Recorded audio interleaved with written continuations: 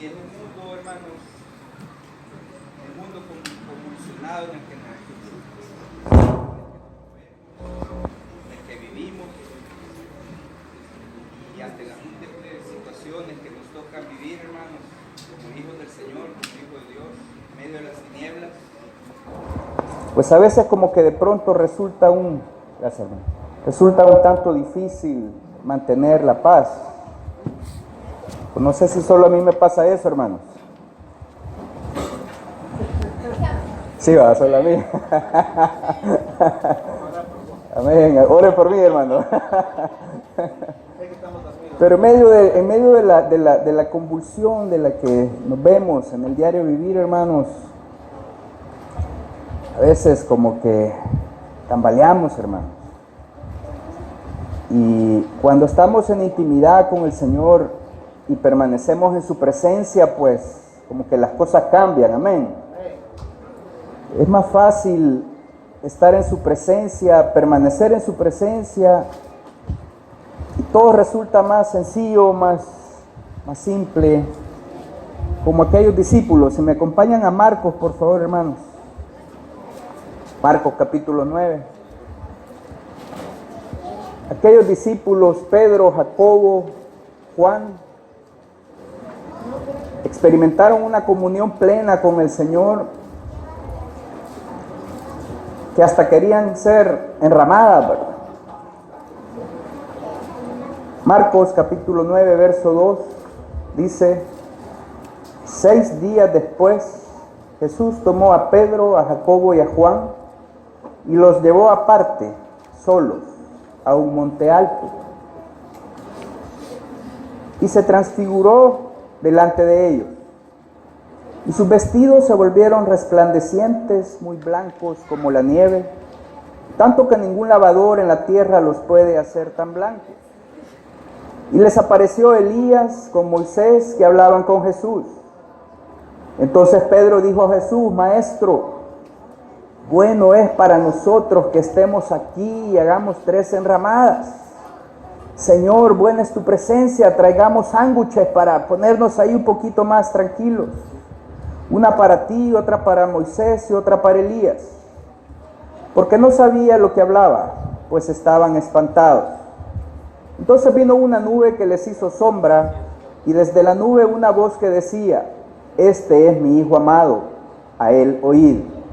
Y luego cuando miraron, no vieron más a nadie consigo, sino a Jesús solo. Vamos a orar, hermanos. Padre, te damos gracias en esta noche, Señor, por el privilegio que nos permites de estar aquí reunidos, Padre, de alabar tu nombre, de bendecir tu nombre, Señor, de poder venir a tu palabra, Padre, y meditar en ella, Señor, que puedas tú en esta noche, Padre, abrir nuestros oídos, Señor, abrir nuestros ojos para que podamos verte, Señor, podamos escucharte, Padre. Señor, que tu palabra sea como esa espada de 2 filos, Padre, que penetre hasta el interior de nuestros corazones, Señor. Toca nuestras vidas, Padre, conviértenos a ti. Señor, reconocemos nuestra necesidad. Sin ti nada somos y nada podemos hacer. Concédeme tu gracia, Padre, para compartir tu palabra, Señor, con denuedo, Padre, en el nombre de Jesús. Amén. Entonces, hermanos, estos discípulos, Pedro, Jacobo y Juan, experimentaron una plena comunión con Él. Su presencia, se gozaron con Él. Pero de pronto, hermanos, ¿por qué será que empezamos a sentirnos atribulados o perturbados? O muchas veces desanimados o ansiosos. A veces los inicios de año, pues a mucha gente le genera cierto tipo de ansiedad, cierto tipo de preocupación por el futuro incierto que pudiera darse en cada una de esas vidas. Pero para los creyentes la situación debe de ser diferente, hermanos. La clave está, como lo vieron en el Congreso, mis hermanos, en permanecer en el Señor. Ahí está la clave, hermanos, ahí está el éxito de la vida del creyente. Como dice Juan 15, capítulo 4, que creo que fue el texto que tomaron de base mis amados en el Congreso, me parece.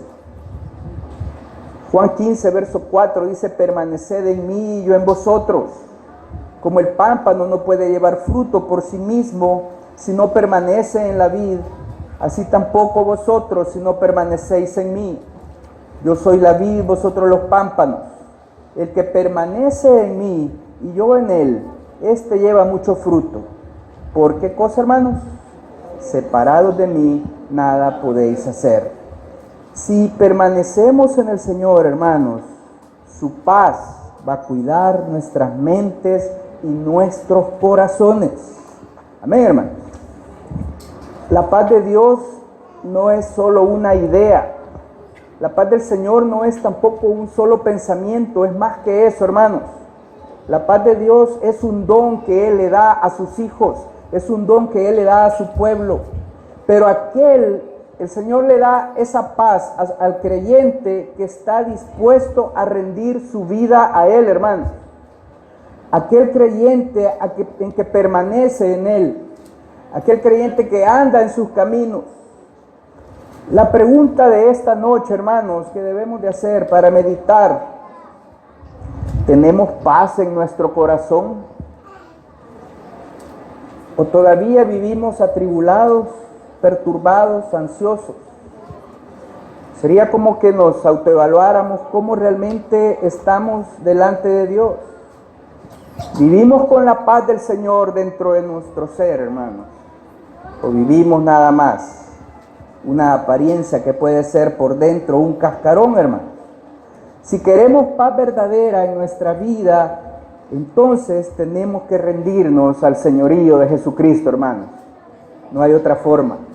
Pero quisiera que meditáramos por un momento algunos aspectos sobre el tema de la paz de Dios, hermanos. Amén. El primer aspecto es poner nuestra fe en Cristo Jesús como nuestro Salvador personal.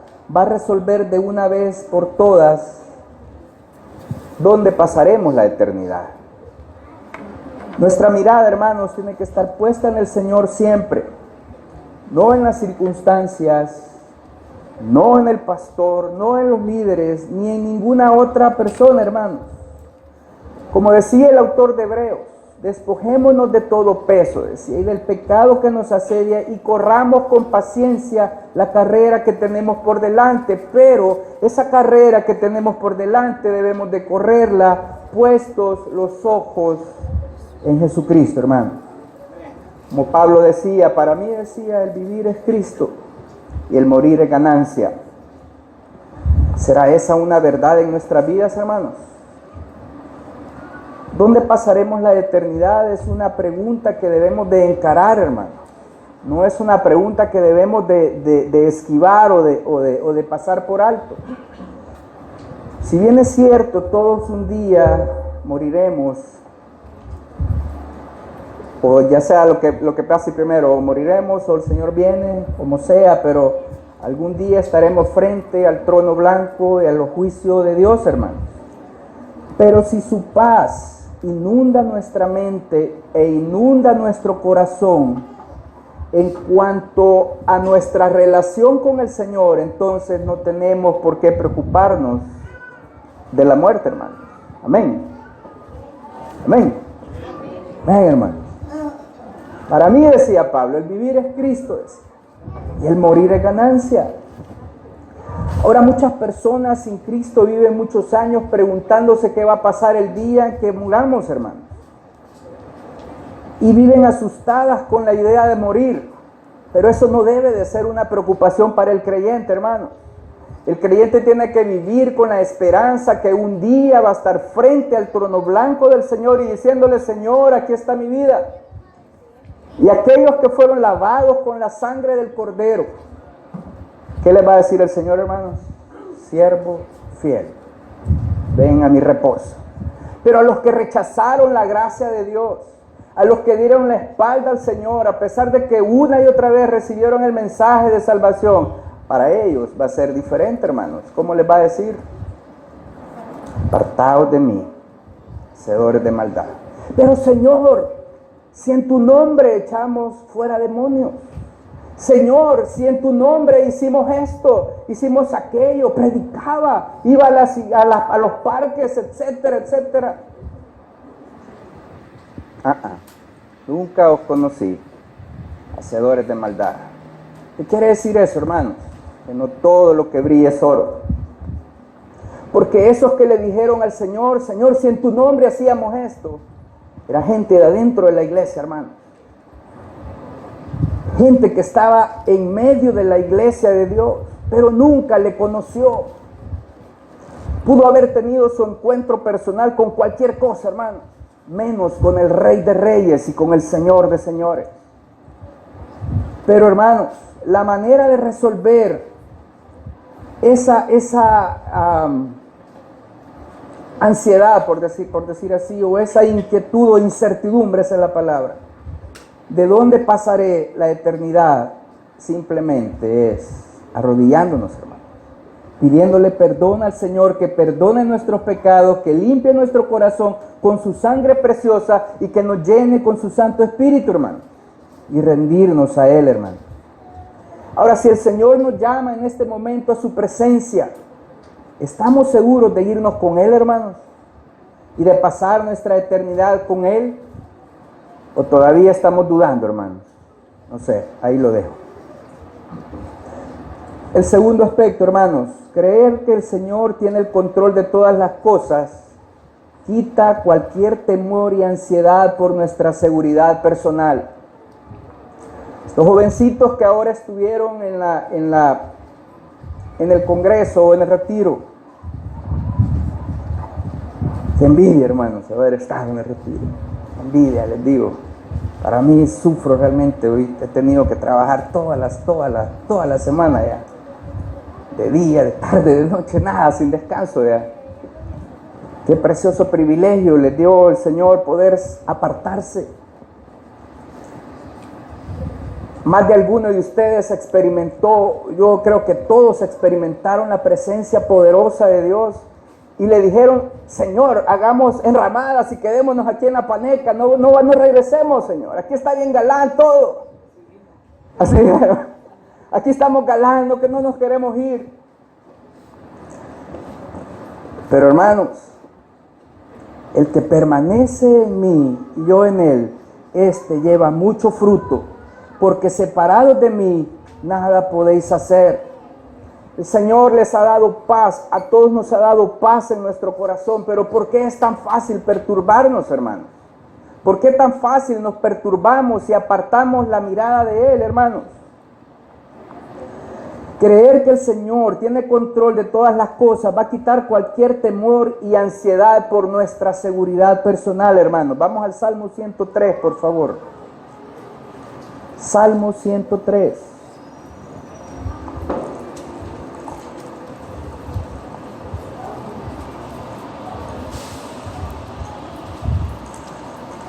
¿Lo tienen, hermanos?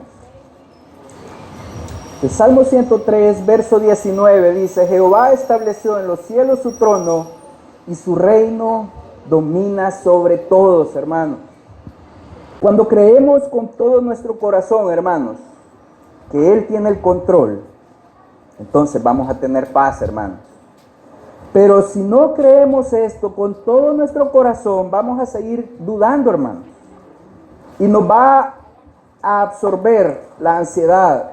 Tenemos que confiar en Él en todo tiempo, en todo lugar, como leía mi hermano al principio de las ofrendas. Y no se lo copié, hermano Jorge. Isaías 41:10. No temas, porque yo estoy contigo. No desmayes, porque yo soy tu Dios que te esfuerzo. Siempre te ayudaré, siempre te sostendré con la diestra de mi justicia. Entonces, hermanos, cuando creemos con todo nuestro ser que Él tiene el control, estaremos y viviremos seguros, hermanos. Amén. Pero, ¿tenemos esa seguridad, hermanos, de quién tiene el control? El que tiene el control de todas las cosas, hermanos, no es nada más que Jehová de los ejércitos. Ese es su nombre. Él tiene dominio sobre todo. Y ese sobre todo, hermanos, incluye su vida y mi vida. Y si esto es una realidad en nosotros, entonces vamos a tener paz. Las circunstancias de la vida muchas veces pueden hacernos tambalear, hermanos. Estamos conscientes de todo eso. Las circunstancias de la vida muchas veces nos van a hacer dudar e incluso nos va a hacer caer e incluso nos va a hacer que nos desalentemos. Pero ¿qué dice la palabra? La promesa: no temas, siempre te ayudaré, siempre te sostendré. Pero hermanos, debemos de tener cuidado de no apartar nuestra mirada, porque muchas veces nos concentramos en el problema, muchas veces nos concentramos en la circunstancia, y eso cuando venimos a sentir nos ha apartado la mirada del Señor, hermanos. En el Antiguo Testamento vemos un personaje que tuvo razones de sobra para desalentarse, y ese personaje fue Nehemías, hermanos. Vamos a Nehemías, por favor.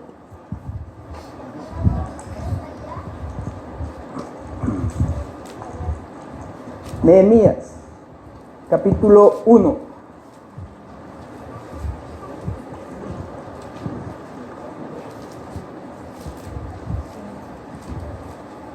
Verso 2. Vino Hananí, uno de mis hermanos, con algunos varones de Judá, y les pregunté por los judíos que habían escapado, que habían quedado de la cautividad, y por Jerusalén. Y me dijeron: el remanente, los que quedaron de la cautividad ahí en la provincia, están en gran mal y afrenta, y el muro de Jerusalén derribado y sus puertas quemadas a fuego. Cuando oí estas palabras, me senté y oré, e hice duelo por algunos días, y ayuné y oré delante del Dios de los cielos, y dije: te ruego, Jehová. Y ahí oró. Vamos al verso 2. En estos momentos estaba el pueblo cautivo, la ciudad estaba devastada, los muros por el suelo. Pero dice: cuando oí estas palabras, me senté y lloré e hice duelo por algunos días, y ayuné y oré delante del Dios de los cielos.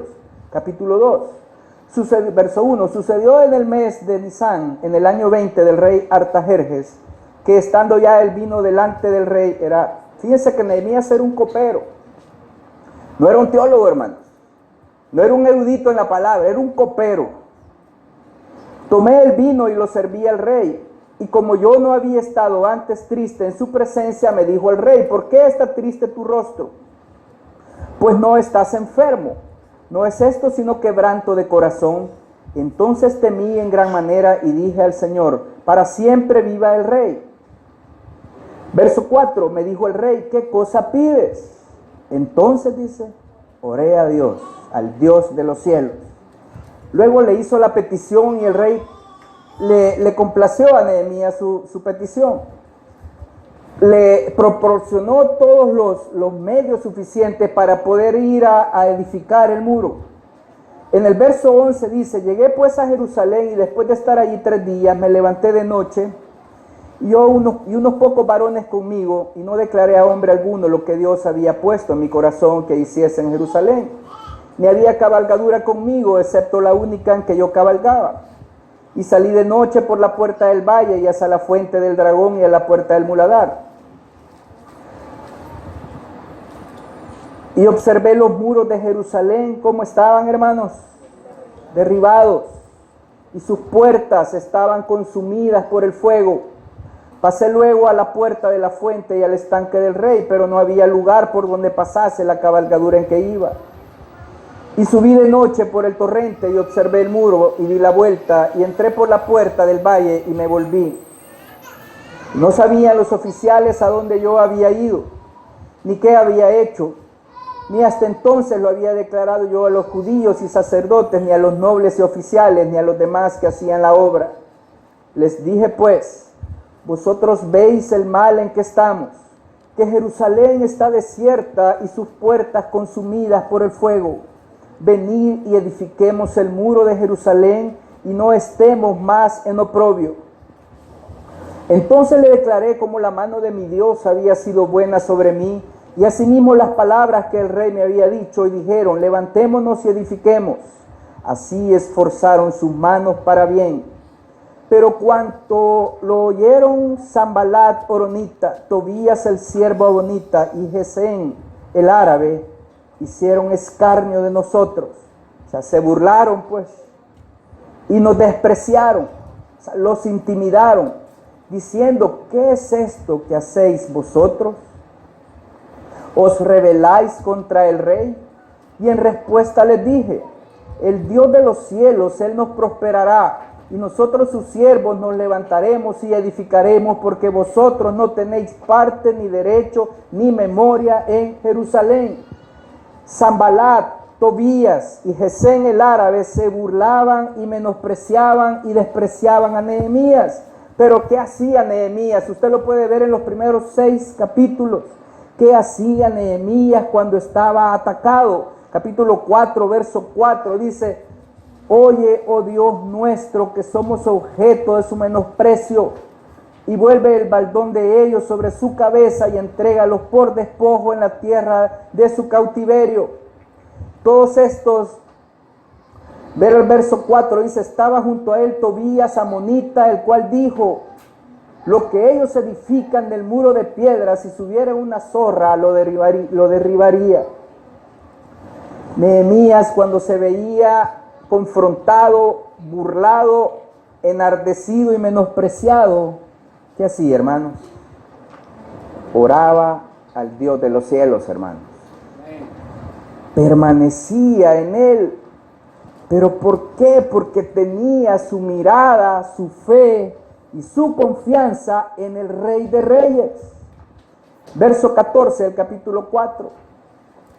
Entonces por las partes bajas del lugar, detrás del muro y en los sitios abiertos, puse al pueblo por familias con sus espadas, con sus lanzas y sus arcos. Después miré y me levanté y dije a los nobles y a los oficiales y al resto del pueblo: no temáis delante de ellos. Acordaos del Señor grande y temible, y pelead por vuestros hermanos, por vuestros hijos y por vuestras hijas, por vuestras mujeres y por vuestras casas. Verso 17. Los que edificaban en el muro, los que acarreaban y los que cargaban, con una mano trabajaban en la obra y en la otra tenían la espada. Porque los que edificaban, cada uno tenía su espada ceñida a sus lomos, y así edificaban. ¿Cuál es la espada del creyente, hermano? Su palabra, hermano, su palabra. Pero ¿qué tanto tenemos nuestra espada afilada, hermano? ¿Qué tanto escudriñamos su palabra? Porque ahí está la clave, hermanos. Rendirnos al señorío. El muro fue terminado en 52 días. Ese muro, para que hubiera sido edificado, tardó cientos de años. No recuerdo cuántos, tal vez me ayudan ahí mis compañeros teólogos, pero montones de años, montones, cientos de años. Y el Señor le dio la gracia suficiente a Nehemías para que fuera terminado en 52 días, a pesar de toda la adversidad, hermanos. Ellos estaban edificando, dice que con una mano la espada y con la otra edificaban el muro. ¿Qué quiere decir? Que estaban velando, hermanos. Velaban 24 horas. Estaban atentos, estaban despiertos, inquirían en la palabra del Señor día a día. Nehemías capítulo 6, verso 15 dice: fue terminado pues el muro el 25 del mes de Elul, en 52 días. Y cuando lo oyeron todos nuestros enemigos, temieron todas las naciones que estaban alrededor de nosotros, y se sintieron humillados y conocieron que por nuestro Dios había sido hecha esta obra, hermanos. ¿Quién va delante del pueblo de Dios, hermanos? El Señor, Jehová de los ejércitos. Entonces tenemos que tener esa seguridad que Dios tiene el control de todo. Ahora, imagínese usted que usted hubiera sido Nehemías. Nehemías tenía a sus enemigos en los 4 puntos cardinales. Si estaba por acá, estaba Sanballat. Si estaba allá, estaba el otro. Y el otro, en los 4 puntos. Se burlaban, se menospreciaban, pero él no se desalentó, hermanos. Él permaneció. Romanos 8:28, precioso texto. A los que aman a Dios, todas las cosas les ayudan a bien. Pero estos son a los que conforme a su propósito son llamados, hermanos. Y el Señor tiene el control de todas las cosas. Amén, hermanos. Si alguien decide vivir en desobediencia para con el Señor, Él lo va a permitir, hermanos. Él es soberano. Pero tenga la seguridad que si alguien cae en desobediencia, a pesar de esto, el Señor va a empezar a mandarle avisos. Por las piedras le va a decir: hey, hijo, está mal, despiértate, tú que duermes. Va a mandar suficientes avisos para captar nuestra atención y hacernos entender nuestros malos caminos. Pero si el creyente, a pesar de esos avisos, empieza a ignorar al Señor, entonces no queda nada más que una terrible expectación de juicio, como dice Hebreos capítulo 10, porque luego lo que le va a venir nada más es la disciplina y el crujir de dientes, hermanos. Amén. Pero el Señor no quiere eso. Vamos a Hebreos 10, por favor, hermanos. Hebreos capítulo 10. Verso 26 dice: porque si pecaremos voluntariamente después de haber recibido el conocimiento de la verdad, ya no queda más sacrificio por los pecados, sino una horrenda expectación de juicio y de hervor de fuego que ha de devorar a los adversarios. Verso 38: mas el justo vivirá por fe, y si retrocediere no agradará a mi alma. Pero nosotros no somos de los que retroceden para perdición, sino de los que tienen fe para preservación del alma. Amén, hermanos. Amén. Cuando no creemos que el Señor tiene el control de todas las cosas, peligroso, nos volvemos infelices, hermanos, atribulados, ¿por qué no decirlo? Amargados. Porque en esas circunstancias cualquier cosa nos puede hacer caer, hermanos, porque nuestra alma no va a tener reposo. Cuando apartamos nuestra mirada después de haber recibido la verdad de Dios, después de haber venido de un campamento precioso de 3 días, de gozarnos, pero si no permanecemos en el Señor y en su palabra, y estamos atentos a Él y le buscamos a Él día a día, peligroso, hermanos, porque el maligno anda como león rugiente buscando a quien devorar. Pero, hermanos, debemos de confiar también que el Señor va a suplir todas nuestras necesidades. Si estamos conscientes que Él va a suplir todas nuestras necesidades, entonces, hermanos, esto va a hacer que eliminemos nuestras preocupaciones diarias en cuanto a no tener lo suficiente. Vamos a Filipenses, por favor, hermanos. Filipenses capítulo 4, verso 19. Mi Dios pues suplirá todo lo que os falta conforme a sus riquezas en gloria en Cristo Jesús. Esta es una promesa del Señor, hermanos, que Él va a encargarse de suplir nuestras necesidades básicas, hermanos, básicas. Pero a veces entramos en conflictos, hermanos, cuando empezamos a pedir cosas que no son, hermanos. Amén. Ahí entramos en conflicto, como dice Santiago: pedís y no recibís, porque pedís mal para gastar en vuestros deleites. Pero, hermanos, si vivimos en obediencia y permanecemos en el Señor, si somos personas perseverantes, si somos personas constantes en vivir a sus pies y a su señorío, nada nos va a hacer caer, hermanos. Ni aún la falta de pisto, ni aún la falta de lo que sea. Porque la paz del Señor va a cuidar nuestras mentes y va a cuidar nuestros corazones, independientemente de las circunstancias y de la situación que estamos viviendo. Como dice el Señor: estas cosas os he hablado para que en mí tengáis paz. En el mundo vamos a tener aflicción, hermanos. Pero dice: confiad, dice, yo he vencido al mundo, hermanos. Amén. La paz verdadera de Dios, hermanos, aquella que sobrepasa todo entendimiento, va a prevalecer a pesar de las dificultades, hermanos, porque va a ser la paz de Cristo, va a ser la paz de Dios, la que permanece en todo tiempo, la que prevalece aún sea como sea nuestra necesidad o nuestra situación. Porque eso es lo que Él quiere, hermanos, que todos sus hijos estén en paz con Él, que vivan en paz con Él. Y entre nosotros también, hermanos. Ese es el deseo de Dios, porque la paz de Dios es un don que Él nos da, hermanos. Pero como decíamos al principio, es un don que Dios le da a sus hijos, a los que son obedientes, a los que permanecen en Él, a los que viven en constante comunión con Él, hermanos. A los que doblan sus rodillas, a los que le buscan de día y de noche, a los que le dicen no a la tentación, no al pecado. Sobre esos, hermanos, va el Señor a depositar su paz. Muchas veces las cosas nos pasan por desobedientes, hermanos, por no saber confiar en el Señor. Porque dice, mi Dios pues suplirá todo lo que nos hace falta conforme a sus riquezas en gloria. Pero hermanos, no podemos vivir una vida impía o estar viviendo una vida impía y en desobediencia y esperar que las bendiciones de Dios fluyan, hermanos. ¿Verdad que no funcionan así las cosas? La confianza y la obediencia son los hilos conductores del creyente, hermanos. Confianza y obediencia son los hilos por los cuales debemos conducirnos.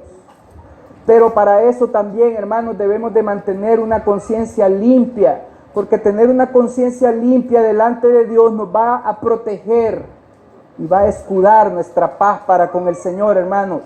Como habla Pablo de tener una conciencia buena y limpia, esto va a proteger y va a guardar nuestra paz. Preguntémonos, ¿tengo mi conciencia limpia, hermanos? ¿Vivo una vida íntegra? ¿O vivo una doble identidad, hermanos, como agente secreto 007? Vengo a la reunión o a la iglesia y me comporto de una forma. Le bendiga, hermano. Aleluya. Amén. Bendiciones. Y cuando salgo, vivo a los Ricky Martin, la vida loca. Y vengo el día de la reunión a darme en el pecho.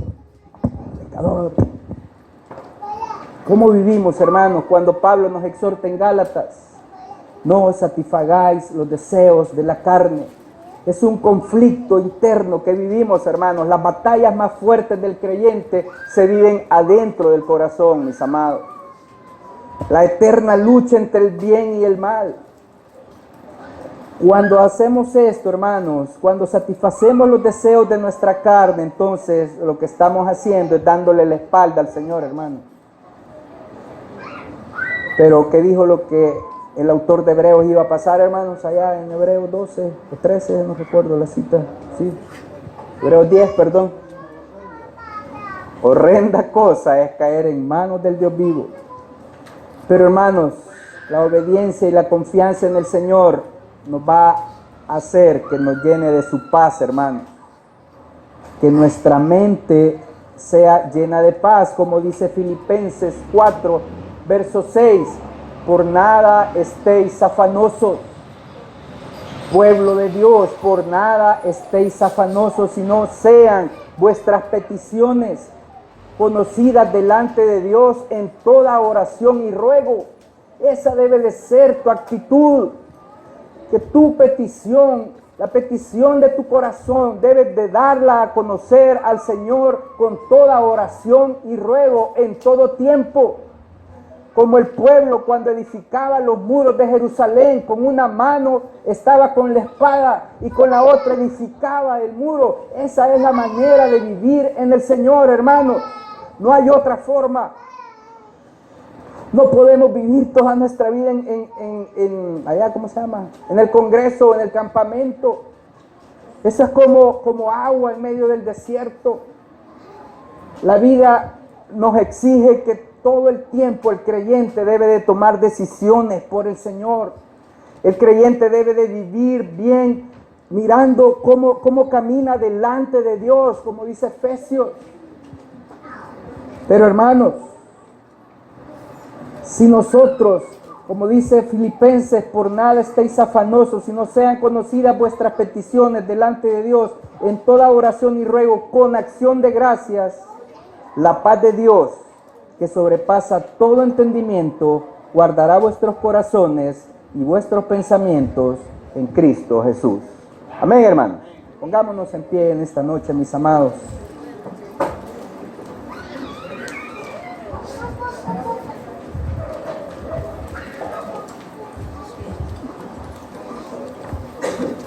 El pueblo de Dios tiene un propósito, hermanos.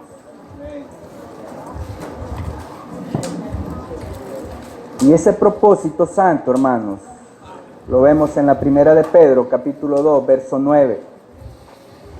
Vosotros sois linaje escogido, real sacerdocio, nación santa, pueblo adquirido por Dios, pero con un propósito, hermanos, para que anunciéis las virtudes de aquel que nos llamó de las tinieblas a su luz admirable.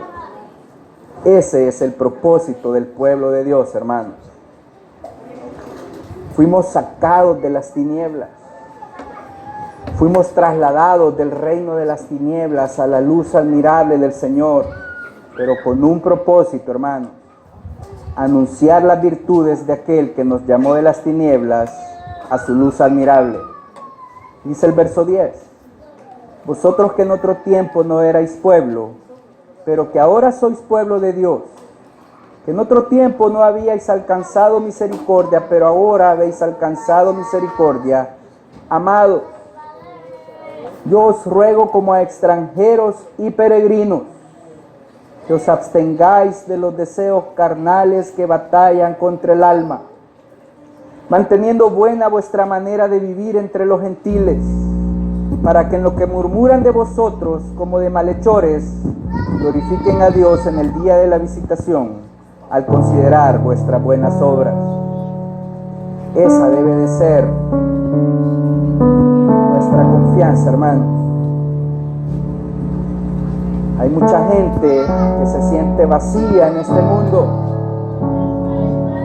y por eso van al mundo, incluso los mismos creyentes. Al sentir ese vacío en su corazón, muchos se escudan en la bebida, en el alcohol, en la droga, en las mujeres, en lo que sea, buscando llenar ese vacío con el que nace el ser humano. Pero déjeme decirle en esta noche, mi amado hermano, que solo Jesucristo puede llenar los corazones vacíos, heridos y solitarios. Solo la presencia del Señor y su amor puede llenarnos día a día. Como dice Juan, porque de su plenitud tomamos todos, gracia sobre gracia. Y esto es lo que nos da la plenitud a los creyentes, hermanos: su presencia, su Santo Espíritu, su palabra actuando en nosotros. Solo Él puede llenarnos, hermanos, de su presencia, de su amor, de su paz, de su gozo. Pero mientras más cercana sea nuestra relación con el Señor, tendremos más paz, tendremos más gozo, tendremos más fe, más fuerza para encarar la vida, hermanos, con fe. Que nuestra mirada esté puesta siempre en el Rey de Reyes, mis amados, no en nadie más. Pero como dice Filipenses, y con esto termino, mi amado, por lo demás, hermanos, todo lo que es verdadero, en todo lo honesto, en todo lo justo, en todo lo puro, en todo lo amable, en todo lo que te buen nombre, si hay virtud alguna, si hay algo digno de alabanza, en esto pensad. Que aprendisteis y recibisteis y oísteis y visteis en mí, esto haced, y el Dios de paz estará con vosotros. Gracias a Dios porque no hubieron redes sociales en el campamento. Amén. Pero que la red social no sea un impedimento para que nuestra comunión con el Señor sea plena, hermano. Al César lo que es del César, y a Dios lo que es de Dios, y al Señor lo mejor, hermano. Lo mejor de nuestro tiempo para el Señor, hermano. Cuando le busquemos en oración, en su palabra, que nuestra mente esté lúcida, hermano. Pero si yo paso todo el día trabajando y busco allá al Señor como a las 11:30 de la noche, ¿qué va a pasar, hermano? Señor, te alabo. Y el Señor solo nos va a decir: Miguelito, Miguelito, ¿qué te pasa? Despiértate, tú que duermes, Miguelito.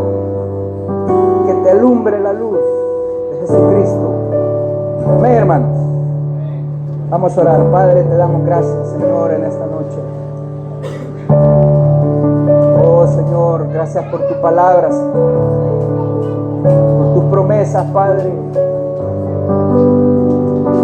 Oh, Señor, enséñanos a confiar en ti, Padre. Enséñanos a depender de ti, Señor. Padre, llénanos con tu Santo Espíritu. Que tu paz pueda proteger nuestra mente y nuestro corazón, Señor. Enséñanos a depender de ti, Padre. Enséñanos a permanecer en ti, Señor. Reconocemos nuestra condición, Señor. Reconocemos que somos polvo, Señor. Que sin ti nada somos y nada podemos hacer, Padre. En el nombre de Jesús. Yo te pido por mis hermanos, Señor. En esta fin de año, Padre, guarda a sus familias, sus vidas. Que tu paz pueda gobernar sus mentes, sus corazones, Señor. Puedas tú darles sabiduría e inteligencia para tomar decisiones sabias, Señor, día con día, para contigo, Dios. Dale de tu gracia, Señor, de tu amor. Padre, que puedas tú revelarte, Señor, día a día. Haznos crecer, oh Dios. Te necesitamos. Sin ti nada somos y nada podemos hacer, oh Dios. En el nombre de Jesús te damos gracias, Señor, en esta noche. Amén. Mi expectación y mi esperanza están en ti, Señor. Están en ti, Señor. Gracias, Padre. Para ver tu mano obrar y tu poder actuar en mi debilidad y a mi necesidad de tu amor y de tu bondad. Y mi esperanza están en ti, Señor, para ver tu mano obrar y tu poder actuar en mi debilidad.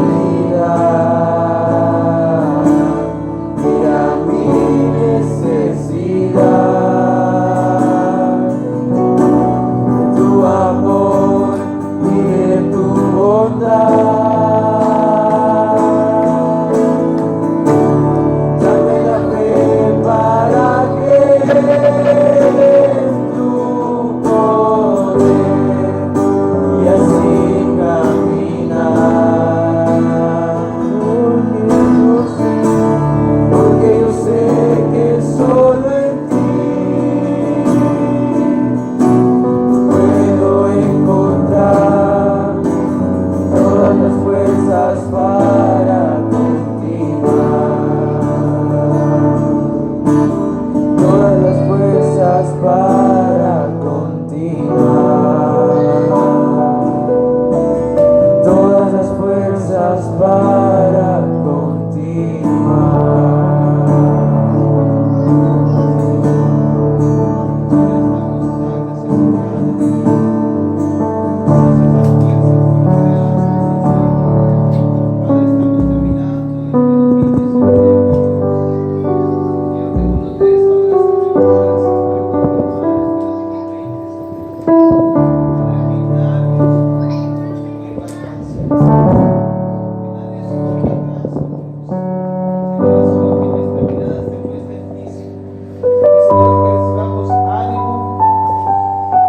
recibamos ánimo, Señor, esta noche para continuar adelante, Padre. Señor, ayúdanos, Señor, que seamos como Nehemías, que perseveraban en aquel tiempo orando, Señor, sabiendo, Señor, que tú eres Dios, que tú eres Rey, que tú estabas con Él, Señor, que tú habías de hacer la obra preciosa en aquel muro, Señor. Hacías la obra en cada uno de nosotros, Padre. Bendito eres, Señor. Gracias, Jesús. Señor, gracias por concedernos a todos los que estamos aquí terminar este año, Señor, y que todavía nos vas a conceder el comenzar un nuevo año a partir del próximo miércoles, Señor. Gracias, Dios, en el nombre de Jesús. Amén y amén. Bendito nuestro Dios.